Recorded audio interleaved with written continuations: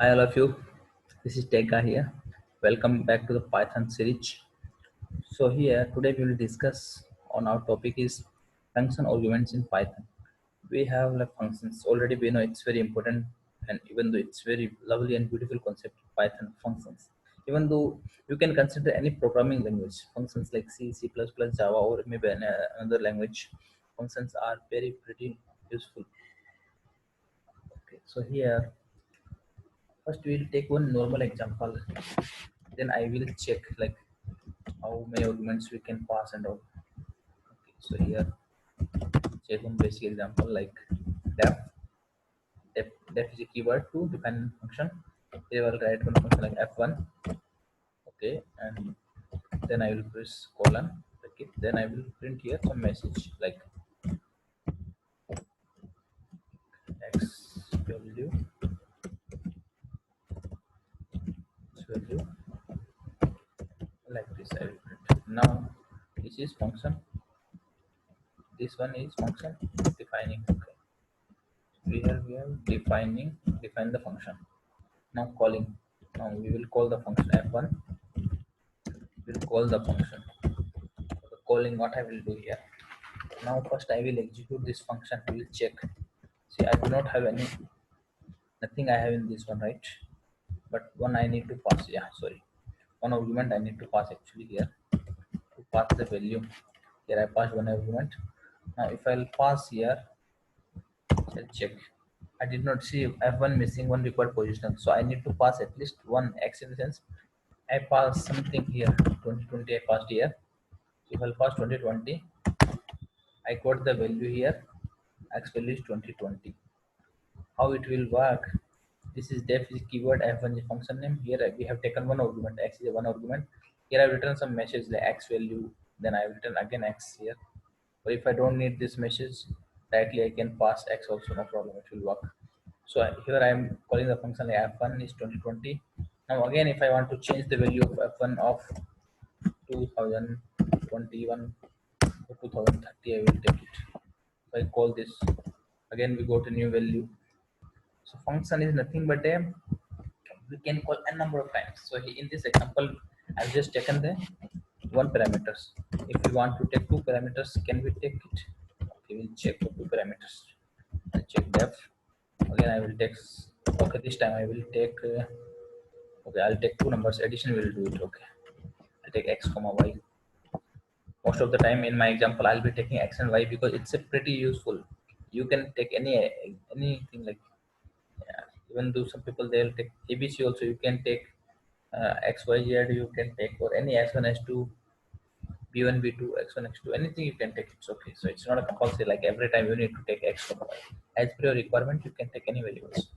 Then we have like here, I'll write here, okay, the addition, okay, the addition of, here I will write some addition like x plus y. Even though here I'm just printing down message, even though if you want you can print the return also, you can print it, no problem. It will work because function always returns. Okay. So I'll take my method add of two numbers. Take 10 comma 20. Again one more time I will call add of 20 comma, okay. I will take 20 comma 10. I will okay.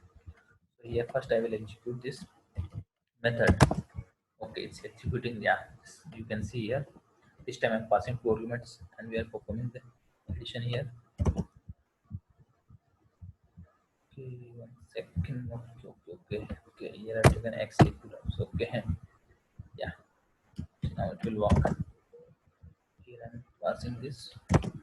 See, I got the addition is 30. Yeah. Then again, if I'll call this same method, passing another value 2030. Yeah, got the value.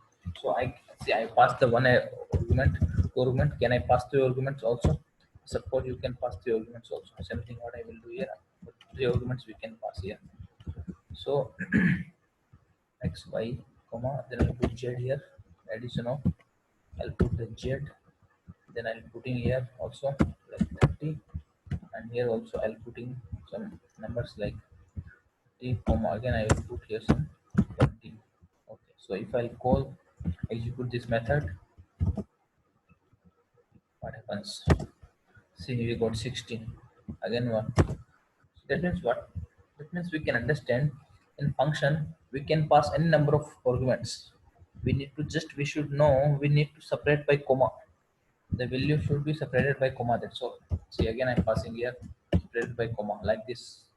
How much you want you can pass as per your as per your function requirements you can pass. Okay, and one more thing I just would like to know. Here you're passing integer value. Can I pass a float value into the function? Can you pass a string into the function? Yes, of course you can pass. So we will take one thing like function. Then I will take function name is s1. Anything you can take it as per your requirement. Okay, I'll take here x. Okay, then I will print some message here like print the string, and you can pass here, you can pass x, sorry, x. Then I will write here, then I'll write the method name is s1, and now I'm passing my string like this. Then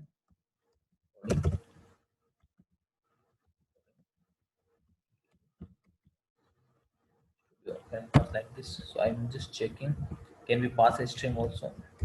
Anything you can pass in the string. Okay. See, I go to Python coding studio, you can see the output of this. You can pass the string also. Can I pass in function as a list? Yes, of course we can pass a list also. Okay, so in this what we will do here is this, I'll take like that. Then I pass like list. This is my function list one, and here I'll pass like x. Okay, then I'll print here. I'll write here the list. Then I'll pass here x.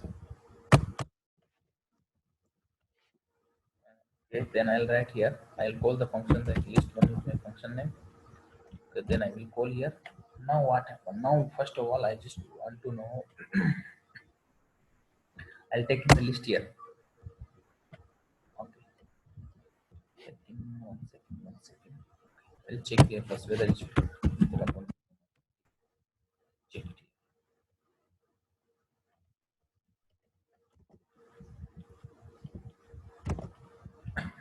See, I passed the list also. List also we have passed like this. I'm passing this list into this one, and I pass like this. And one more important concept I would like to tell you that you should know. You should know, it's very wonderful concept also. Okay. Example, if I have function, okay, function name is f1. Then now function is one argument. Okay, here I have given is 100. Okay. Now what I'm doing here, I'll just display the x value. The x value, value, x value here. Now what we will do here, I will call that function f1, and here I'm passing the x value, but here I'm passing x value is 200. See here, this is we are doing function defining, but here what happened? Here I'm passing the x value is 200, but here I'm again reassigning the value. This is reassigning.